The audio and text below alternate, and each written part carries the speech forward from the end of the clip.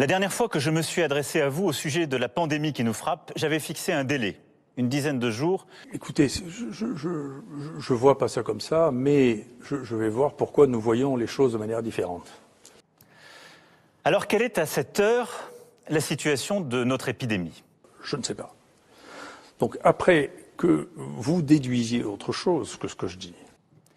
Le virus circule en France à une vitesse que même les prévisions les plus pessimistes n'avaient pas anticipées. Non, mais vous confondez les sentiments, la connaissance, pas du tout. Il y a un problème, c'est que vos références scientifiques ne sont pas des scientifiques. Vous avez un vrai problème. Le nombre de contaminations rapportées à la population a doublé en moins de 2 semaines. Hier, 527 de nos compatriotes sont décédés du Covid-19. Hier, nous avons dénombré près de 3000 personnes en réanimation, soit plus de la moitié des capacités nationales. Je pense que ce pays vit une erreur dramatique, qui est la dramatisation perpétuelle, pour quelque chose dont, à la fin, qu'est-ce qu'on va suggérer? Que tout le monde reste enfermé toute sa vie parce qu'il y a des virus dehors? On va y venir. Nous sommes submergés par l'accélération soudaine de l'épidémie. Par un virus qui semble gagner en force à mesure que l'hiver approche, que les températures baissent. Une fois encore, il faut avoir beaucoup d'humilité. Regardez ce qui se passait à ce moment-là, et regardez y compris d'ailleurs ce que nous avons actuellement. Attendez, il n'y a pas d'explosion exponentielle, il y a une augmentation exponentielle des cas. Mais y compris dans cette situation, il n'y a pas une explosion exponentielle des l'hospitalisation en réan et à l'hôpital, c'est pas vrai. Nous sommes tous en Europe surpris par l'évolution du virus. Certains pays, comme l'Espagne, l'Irlande, les Pays-Bas, ont pris plutôt des mesures plus dures que les nôtres. Pourtant, tous, nous en sommes au même point. Débordés par une deuxième vague qui, nous le savons désormais, sera sans doute plus dure et plus meurtrière que la première. On regarde tout ce qui est mort à l'assistance publique du Covid-19, et donc globalement, parmi les gens qui avaient moins de 80 ans, plus de la moitié avaient moins d'1 an d'espérance de vie. C'est ça ce qui se passe. Donc actuellement, on est en train de mettre le feu à la planète avec une chose qui est que des gens qui avaient une espérance de vie qui était entre 1 et 2 ans meurent ou mourront 1 ou 2 ans plus tôt. À ce stade, nous savons que quoi que nous fassions, près de 9000 patients seront en réanimation à la mi-novembre, soit la quasi-totalité des capacités françaises. Il s'est passé quelque chose en France de terrible. Il n'y a plus de médecins dans ce pays. C'est un problème. Dans les pays de l'OCDE, on est loin derrière la médiane des pays de l'OCDE. On n'a pas de médecins, on n'a pas de spécialistes, d'accord? Et on a une réglementation sur l'activité médicale qui est européenne, qui n'est pas du tout adaptée à ce que l'on fait, qui est d'une restriction d'activité qui est considérable, en particulier pour les anesthésistes réanimateurs. Donc nous n'avons pas ni suffisamment de médecins, ni suffisamment d'infirmières, et ça, il suffit de travailler à peu près 10 minutes pour le savoir. Avons-nous tout bien fait? Non. Et je l'ai dit, il y a 15 jours, on peut toujours s'améliorer.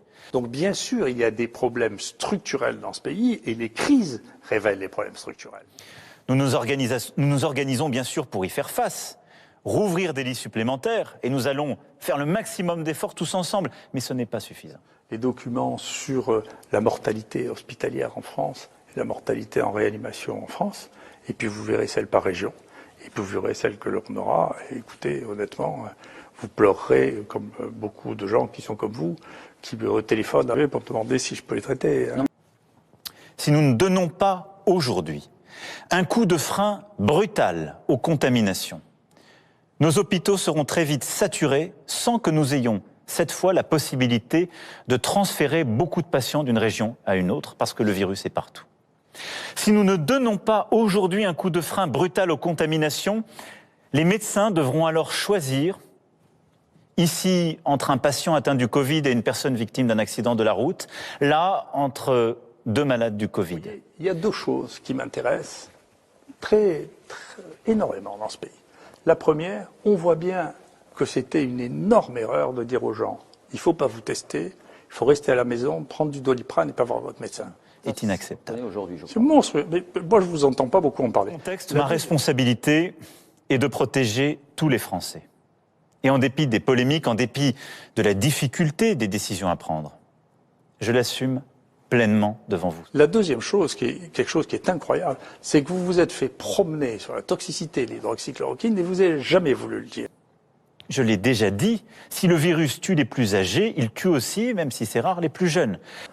J'ai immédiatement vu que 4 pingouins que personne ne connaissait, qui rapportaient 90 000 cas de Covid, c'était pas possible. C'est une histoire de prestidigitation. Je l'ai pas cru. Mais l'OMS l'a cru. Ah, mais alors, vous voyez, les grands scientifiques, l'OMS vous dit ça, vous vous rendez compte, la NSM dit ça, le ministre de la Santé, il disait un truc qui est juste incroyable et qui a été rétracté immédiatement parce que les gens ont dit, mais vous êtes des fous. Pourquoi cette analyse-là, vous vous dites pas, mais pourquoi tout le monde a voulu croire cette histoire? Pourquoi les gens ont pu croire quelque chose que personne qui réfléchit 3 minutes peut croire, que le médicament le plus prescrit du monde s'est mis à tuer 10% des gens quand ils recevaient ce médicament pendant 10 jours? Comment vous avez cru ça? Il nous faut protéger notre économie. Moi, je reçois de la publicité de Gilead, là, j'ai reçu ça la semaine dernière, en disant, écoutez, l'Europe en a acheté pour 1 milliard, donc vous pouvez en commander, c'est gratuit. Et j'ai reçu un mot de la Direction Générale de la Santé qui nous disait, écoutez, si vous voulez du Remdesivir, c'est gratuit, vous n'avez qu'à le commander. Rien n'est plus important que la vie humaine. Donc c'est des humains qui pensent des choses pour des raisons que je ne comprends pas, et qui prennent des décisions pour des raisons que je ne comprends pas, mais qui ne sont pas scientifiques. Nous pourrions, certains le préconisent, ne rien faire et assumer de laisser le virus circuler. Dans notre culture, de ne pas soigner les gens, ça ne se fait pas. Et je suis d'accord. Cela signifie le tri entre les patients à l'hôpital. Et d'ici quelques mois, c'est au moins 400 000 morts supplémentaires à déplorer. Parce que c'est contraire à notre culture et à notre morale de ne pas traiter les gens. Et je suis d'accord avec ça. Jamais la France n'adoptera cette stratégie. Et maintenant qu'on sait ce que c'est, viendrait dans 1 million d'années, s'il y a encore des gens dans 1 million d'années, la pénicilline sera la même. Ce ne sont pas nos valeurs, ça n'est pas non plus notre intérêt. La Suède a pris une stratégie à part. Cette voie n'est pas utilisable. Vous allez essayer de répéter 10 fois la même chose, et puis je vais vous répéter 10 fois la même chose. Donc vous ne croyez pas me couillonner comme ça, moi regardez, enfin, prenez le pénicilline, enfin, franchement. Mais il faut 5 ans pour former un infirmier réanimateur, 10 ans pour former un anesthésiste. Il n'y a pas de solution magique, ça n'est pas en quelques mois que nous pourrons créer véritablement une capacité totalement différente. Parmi tous les imbéciles qui prédisent, il y en a toujours un qui a raison. C'est comme ça. C'est la nature, c'est comme ça. Donc, dans toutes les prédictions, c'est pas possible, c'est comme tous les gens qui jouent aux courses, il y en a un qui gagne quand même. D'accord? Mais moi, je joue pas aux courses. Je regarde les faits, il n'y a que les faits qui m'intéressent. Je ne suis pas ému parce que c'est pas ma nature. Et d'autre part, encore une fois, si vous voulez, je ne vis pas, y compris maintenant, je suis très triste pour vous que vous soyez désespérés. Moi, je ne le suis pas. Mais nous avons fait tout notre possible. Et je crois profondément que notre stratégie était, compte tenu des informations qui étaient les nôtres, la bonne. Elle fut d'ailleurs celle de tous les pays européens. Nous aurions pu aller plus vite au début sur les tests. Mais depuis plusieurs semaines, nous sommes un des pays d'Europe qui testent le plus. Nous aurions collectivement sans doute dû davantage respecter les gestes barrières, en particulier au sein de la famille ou avec les amis, qui sont les lieux où nous sommes le plus contaminés. Faut-il nous le reprocher maintenant? On ne peut pas sans arrêt surstimuler la population en disant, vous savez, il va vous arriver à des catastrophes, ça va être terrible. Le juste milieu, c'est de soigner les gens. C'est de protéger nos soignants, qui à l'hôpital, dans les structures médico-sociales, en ville, ont déjà beaucoup donné durant le printemps. Ils ont ensuite dû redoubler d'activité durant l'été pour rattraper les actes reportés au printemps. Et malgré la fatigue, ils font face aujourd'hui à cette montée soudaine des urgences. Nous leur devons de prendre toutes les précautions pour limiter la propagation du virus. J'ai une différence. Au quotidien, je fais qu'une chose, c'est tester, soigner les malades. Je peux vous dire une chose extrêmement importante d'ailleurs, c'est que je suis très content. Et comme ça, vous en aurez la primeur. On a un problème ici, c'est que les réanimations ont des difficultés à accepter des gens de plus de 80 ans. Et donc, on a des gens qui ont besoin de passer un cap et qui ne peuvent pas le passer parce que les réanimations ne le prennent pas. Depuis peu, on a demandé, après beaucoup d'insistance, à avoir des équipements d'hyperoxygénation qui leur permettent de passer le cap. Et avec ça, on en sauve 20%. Donc, il y a 20% de moins de morts que ce que l'on avait il y a 1 mois. qui étaient des dispositifs qu'on n'avait pas, que maintenant on a, qui étaient avant réservés au Réa, que nous on a fait installer ici. Et avec ça, on a sauvé 20% de gens qui étaient condamnés après avis par la Réa. Donc c'est du travail qu'on fait. On s'occupe des gens tous les jours. Mais d'abord, c'est le premier, protéger les plus âgés, les plus fragiles, celles et ceux qui sont atteints de diabète, d'obésité, d'hypertension, de maladies chroniques et qui sont les premières victimes du Covid-19. L'âge est le facteur prépondérant. 85% des malades décédés ont plus de 70 ans. Qu'est-ce que ce phénomène va changer dans l'espérance de vie, à côté du fait que vous allez vous repaître le chiffre en disant 100 000, 10 000. Attendez, regardons ce qu'est le changement de l'espérance de vie. Pour l'instant, ce que l'INED a fait jusqu'à présent ne montre pas de différence spectaculaire de l'espérance de vie. L'INED, c'est les professionnels, ces gens. Vous n'avez qu'à les consulter aussi. C'est l'Institut national pour la démographie. Eux, ils ne comptent pas les morts, ils comptent la perte d'espérance de vie. Nous devons nous honorer de cette transparence et du fait que des décisions difficiles se fassent dans un cadre démocratique où toutes les oppositions peuvent s'exprimer. Dès demain également, je participerai à un Conseil européen pour coordonner les réponses sanitaires des différents pays de l'Union.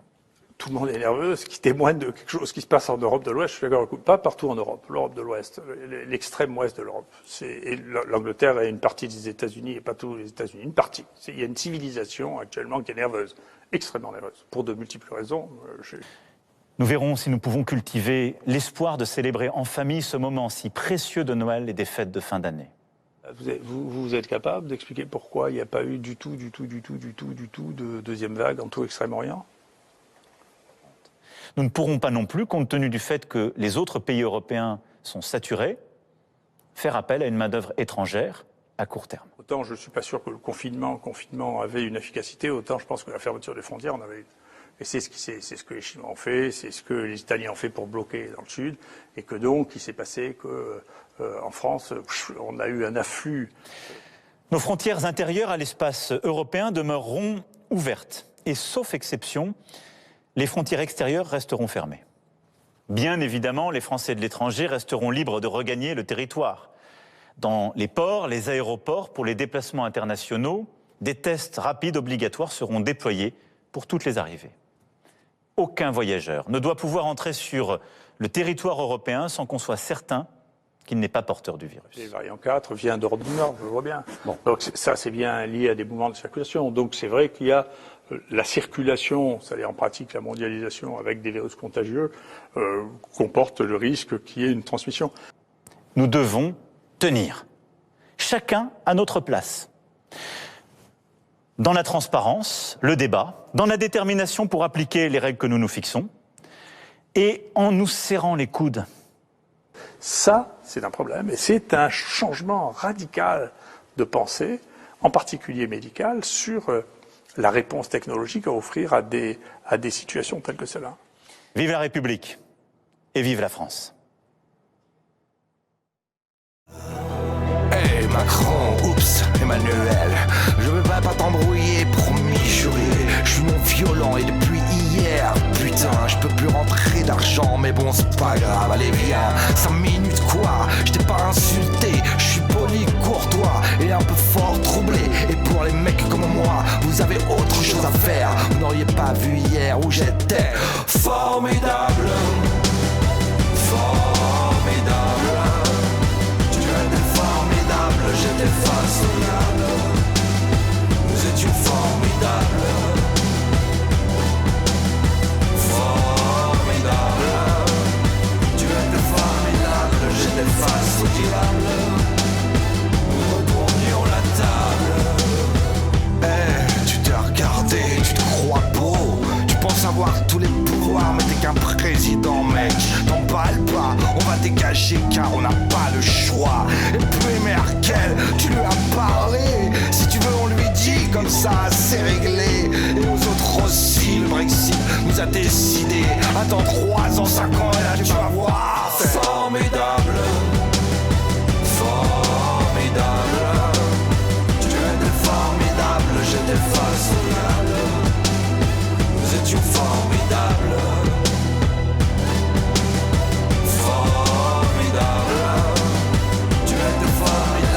J'étais face au diable, nous retournions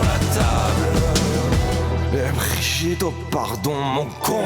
Tu sais dans la vie y'a ni méchant ni gentil. Si les Français sont chiants c'est qu'ils ont peur d'être trahis. Si l'Europe trempe la France c'est pour le compte des États-Unis. Pourquoi t'es tout rouge? Bah reviens le pantin. Et qu'est-ce que vous avez tous à me regarder comme un crétin? Ah oui vous êtes le bien vous à toucher le fric européen de Brexit pour demain. Formidable.